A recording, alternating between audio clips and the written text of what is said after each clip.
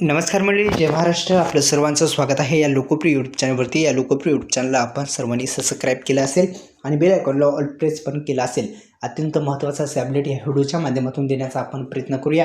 फक्त या यूट्यूब चॅनलला सबस्क्राईब करा, बेल आयकॉनला ऑल प्रेस करायला विसरू नका. नमो शेतकरी, आपल्या सर्वांना माहिती आहे की PM किसान योजनेचा आता 22वा हप्ता येणार आहे आणि अनेक जण म्हणत आहेत की PM किसान योजनेचा 22वा हप्ता हा शेतकरी बांधवांच्या खात्यावरती 25 तारखेला मिळू शकतो.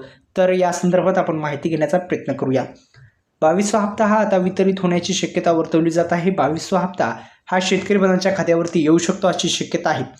मुळात आपण जर पाहिलं तर PM किसान योजनेच्या माध्यमातून ही योजना राबवली जाते आणि आपण जर पाहिलं तर 22वा हप्ता हा किती रुपयाचा येणार की वाढून येणार की काय असा पण प्रश्न आहे. तर एकंदरीत पाहिलं तर 22वा हप्ता हा येणार आहे आणि हा 22वा हप्ता वितरित होण्यापूर्वी शेतकरी बांधवांना 21वा हप्ता जो दिला ते DBT मार्फत थेट शेतकरी बांधवांच्या खात्यावरती देण्यात आलेला आहे 22वा हप्ता.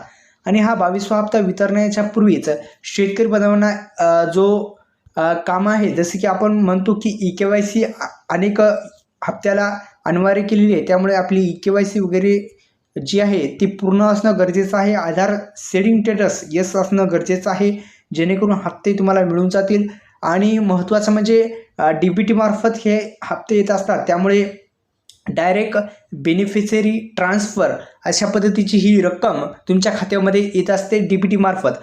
आणि अशा पद्धतीने हप्ते जे आहेत म्हणजेच 22वा हप्ता आता वितरित होण्याची शक्यता वर्तवली जात आहे आणि थेट भारताचे पंतप्रधान यांच्या हस्ते वितरित होईल अशी शक्यता आता वर्तवली जात आहे. व्हिडिओला लाईक करा, चॅनलला सबस्क्राईब केलं असेल तर सबस्क्राईब करायला पण विसरू नका. बेल आयकॉनला ऑल प्रेस करा, जेणेकरून अशाच नवनवीन व्हिडिओचं नोटिफिकेशन तुमच्या मोबाईलवरती वेळोवेळी येत राहील. त्यामुळं या यूट्यूब चॅनलला सबस्क्राईब करून बेल आयकॉनला ऑल प्रेस करा. धन्यवाद.